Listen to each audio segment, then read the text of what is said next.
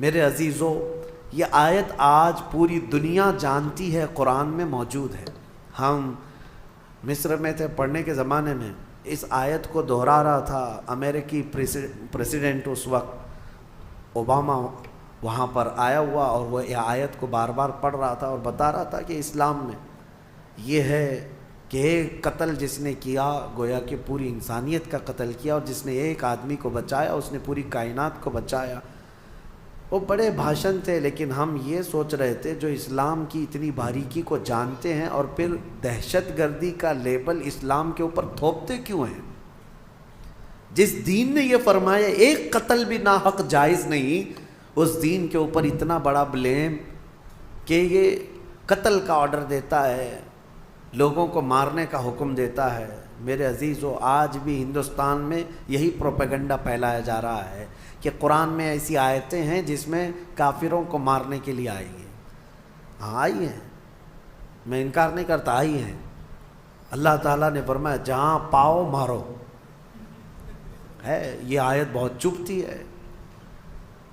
حیث وجدتموہ فاقتلوہم حیث وجدتموہ، جہاں پاؤ قتل کر دو۔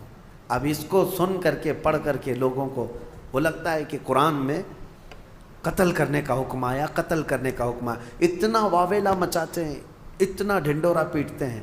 میں آپ کو بتاؤں، آپ اس چیز کو مذاق میں مت لیں، میں اگرچہ آپ کے ساتھ مذاق میں کہہ رہا ہوں، لیکن آیت حقیقت میں ہے اور آج بھی ہے، قرآن میں ہے، ہم نے تلاوت کیا، دوسرے پارے میں موجود ہے آیت۔ لیکن ایک لاجک آپ سے بھی اور ان سے بھی پوچھتا ہوں، دماغ میں آنے والی بات ہے، نماز کیوں پڑھتے ہیں؟ قرآن نے کیا کہا؟ اقیموا الصلاۃ، نماز قائم کرو۔ پوری دنیا کے مسلمان نماز پڑھ رہے ہیں کہ نہیں پڑھ رہے؟ کیوں؟ قرآن میں جو آیا مسلمان پریکٹیکلی اس پر عمل کرتے ہیں۔ قرآن میں خالی لکھنے کے لیے نہیں آیا، مسلمان اس پر عمل کرتے ہیں۔ اور پوری دنیا جانتی ہے سب سے زیادہ پریکٹیکل اپنے دین پر کوئی مذہب کے لوگ کرتے ہیں تو صرف مسلمان کرتے ہیں۔ سب سے زیادہ پریکٹیکلی جو ہے لائف کسی کی ہے ریلیجیس جس کو کہتے ہیں، وہ مسلمان ہیں پوری دنیا میں۔ باقی سب کے وہاں لکھے ہوئے بہت کچھ ہیں لیکن زندگی میں نہیں ہے۔ نماز پڑھنے کا حکم ہے، ہم نماز پڑھتے ہیں۔ زکوٰۃ دینے کا حکم ہے، ہم زکوٰۃ دیتے ہیں، ہے نا؟ حج کرنے کا حکم ہے، ہم حج کرتے ہیں۔ روزہ رکھنے کا حکم آیا، ہر سال رکھتے ہیں کہ نہیں؟ تو قتل کرنے کا حکم آیا، 1400 سال سے قتل کیوں نہیں کرتے؟ کیا جہاں مسلمانوں کی حکومت ہے مار رہے ہیں، قتل کر رہے ہیں؟ اور ان پاکھنڈیوں کو سوچنا چاہیے، اس ملک پہ 700 سال تک ہمارا راج رہا ہے۔ اگر اس آیت پر عمل کیے ہوتے تو ایک کیڑا بھی نہیں بچتا۔ اس آیت پر اگر عمل کیے ہوتے تو کوئی ایک مچھر اور ایک کیڑا بھی نہیں بچتا۔ انہیں سمجھنا چاہیے کہ اس کا ایک بیک گراؤنڈ ہے، اس آیت کا کس وقت نازل ہوئی، کس کے لیے نازل ہوئی، اور اس کو لا کر کے سب جگہ تھوپتے رہتے ہیں۔ میرے عزیزو، یہ ان کفار و مشرکین کے لیے تھا جنہوں نے صحابہ اکرام کا جینا دوبھر کر دیا تھا۔ اب میں آپ سے ان سے ایک سوال کرتا ہوں، ہمارے ملک میں کوئی دشمن ملک کا نام سنتے ہی ان کے دماغ میں ایک ہی ملک آتا ہے، بہرحال، اور دہشت گرد بھی، آتنکواد بھی وہیں کے ہوتے ہیں ان کے حساب سے۔ اگر 4 آتنکوادی گھس کر کے آ گئے ہیں میرے اپنے اس دیش میں، آپ کے ملک میں، اور وہ سڑکوں پر دندناتے ہوئے گھوم رہے ہیں، تو یہاں کی جو عدالت عالیہ ہے، ہائی کورٹ ہو، اوپر کی عدالت، وہ کیا آرڈر جاری کرے گی پولیس کو؟ جہاں پاؤ انکاؤنٹر کرو، جہاں پاؤ۔ کیوں؟ دیش دروہی ہیں، ملک کو نقصان پہنچا سکتے ہیں، یہاں کے باشندوں کو بم سے اڑا سکتے ہیں۔ تو ایسے خطرناک ڈینجر لوگ اگر ملک میں داخل ہو گئے تو کامن سی بات ہے، ہر ملک والا یہی آرڈر جاری کرے گا کہ یہ جہاں نظر آئیں ان کو مار ڈالو، شوٹ کرو، وہاں اسپاٹ پہ شوٹ کرو۔ یہ آج کرنا جائز ہے، اور اسلام میں جو حکم آیا تھا اسی نہج پر تھا کہ مکہ سے صحابہ کو، رسول پاک صلی اللہ علیہ وسلم کو گھر بار سب چھوڑ کر کے جانا پڑا. ان ظالموں کو یہ نہیں معلوم کہ میرے آقا نے 3 سال تک پتے کھائے مکہ میں. مکہ والوں نے ایسا بائیکاٹ کر کے رکھا تھا، سلام کلام ہر چیز بند، تجارت لین دین سب بند تھا حضور پاک پر.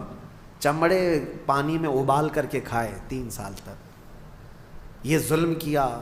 کیا وہ سب انہیں نہیں پتا کہ بلال حبشی کو انگاروں میں سلاتے تھے، یہ پیر میں رسی باندھ کر کے سڑکوں پر کھینچتے تھے. حضرت خباب بن الارت کو خبیب بن عدی کو مسلح کر دیا تھا، ہونٹ کاٹے تھے، ناک کاٹے تھے، کان کاٹے تھے، آنکھوں میں گرم سلائیاں پھیری تھی، ناخنوں کو پکڑ سے کھینچا تھا. یہ دہشت گردی نہیں ہے؟ اور ایسے حالات میں جب رسول پاک ہجرت کر کے مدینے چلے گئے تو یہ ظالم وہاں پر بھی جانے لگے. کہاں؟ مدینے کو بھی اجاڑنے کے لیے. اب بتاؤ اللہ کا حکم نہیں آئے گا کہ ایسے آتنکوادی جب بھی مدینے میں آئیں پکڑو ان کو؟ اور کیا کرنا چاہیے؟ یہ انصاف ہے یا عدل کا تقاضا ہے؟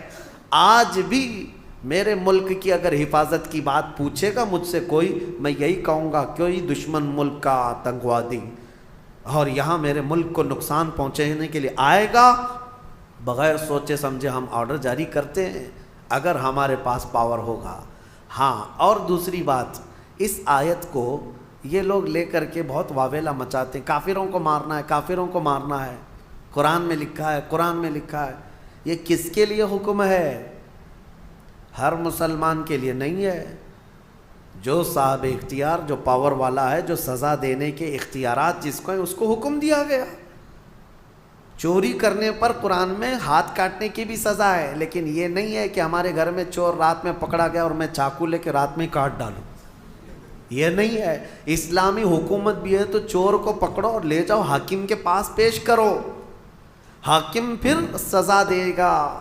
یہ نہیں کہ ہر گھر والے چاقو لے کے بیٹھے رہے. تو اسلام میں سزا دینے کے بھی جو احکام ہیں وہ حکام سے ریلیٹڈ ہیں. جو صاحب اختیار ہے وہ سزا دیں گے. تو بہرحال آپ اس بات کو سمجھیں. بہت مرتبہ میں نے اس کا کلیریفیکیشن دیا ہے کہ قرآن میں جو آیتیں آئی ہیں وہ قتل کے لیے ان کا ایک بیک گراؤنڈ ہے، ان کا ایک پس منظر ہے، وہ ایک خاص وقت کے لیے ہوئی تھی. اس وقت کے کیا حالات تھے یہ سب پڑھنا چاہیے، پھر قرآن پر انگلی اٹھاؤ. اللہ کریم ہم سب کو حقانیت پر قائم رکھے اور حق بولنے کی توفیق عطا فرمائے. میرے عزیزو، جہاد کے سلسلے میں بھی آیتیں آئی ہیں، میں کھل کر کے بتاؤں گا. یقیناً جہاد ایک مقدس لفظ ہے.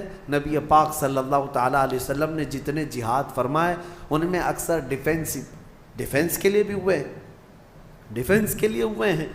اور کچھ لوگ یہ اعتراض کرتے ہیں کہ انہوں نے زبردستی جو کلمہ نہیں پڑھتا تھا اس کو جا کے مارتے تھے. نہیں، نبی پاک صلی اللہ تعالیٰ علیہ وسلم نے ایسا حکم نہیں فرمایا، اور نہ ہی پوری دنیا کے مسلمانوں کو یہ حکم دیا گیا.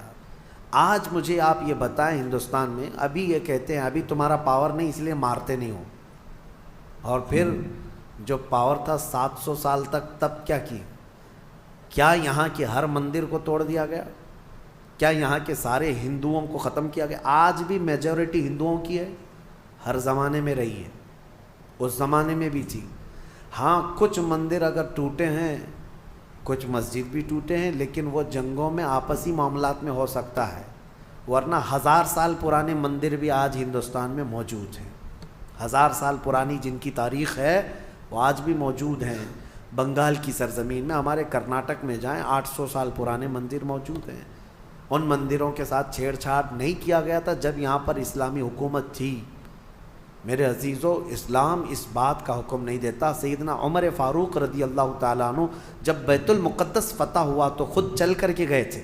میں آپ کو بتاؤں، بیت المقدس میں پہلی اذان ہوئی، نماز ہوئی.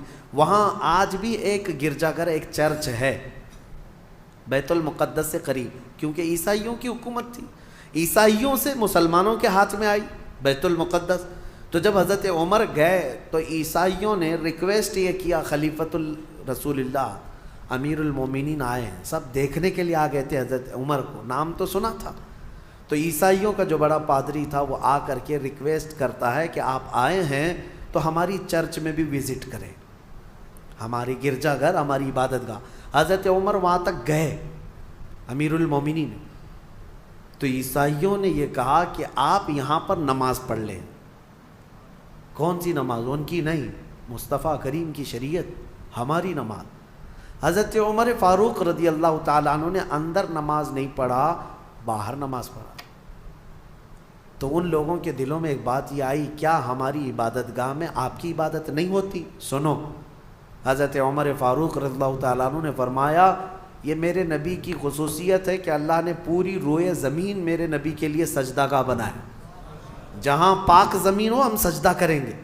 لیکن مسئلہ یہ ہے، دور اندیشی حکمت حضرت عمر کی یہ تھی، فرماتے ہیں اگر میں یہاں نماز پڑھ لوں تو آج کو تو چل جائے گا، بعد میں آنے والے لوگ اس کو میری عبادت گاہ اور میری سجدہ گاہ کے طور پر تمہاری گرجا گھر کو توڑ دیں گے، تمہارے چرچ کو ختم کر دیا جائے گا اور یہ محراب عمر بن جائے گا. اور یقیناً بنتا، جہاں حضرت عمر نماز پڑھے ہوں اس کو کیوں نہیں امت برکت کا سبب سمجھتی، محراب عمر بن جاتی. حضرت عمر کہتے ہیں کہ یہ تمہاری عبادت گاہ پھر باقی نہیں رہے گی. تو جن کے اندر اتنی وسعت ظرفی ہے، اتنا کشادہ دل ہے، ان کو آج کہا جاتا ہے کہ سب چیزیں توڑ دی گئیں. جو چیزیں ٹوٹی ہیں اس کی تاریخ لے کر کے آؤ، انشاءاللہ اس کے بعد ہم بات کریں گے. اسلام عدل و مساوات کے ساتھ، امن کے ساتھ پھیلا ہے. اللہ کریم ہم سب کو اسی دین پر زندہ رکھے اور اسی دین پر ہمارا خاتمہ بالخیر فرمائے.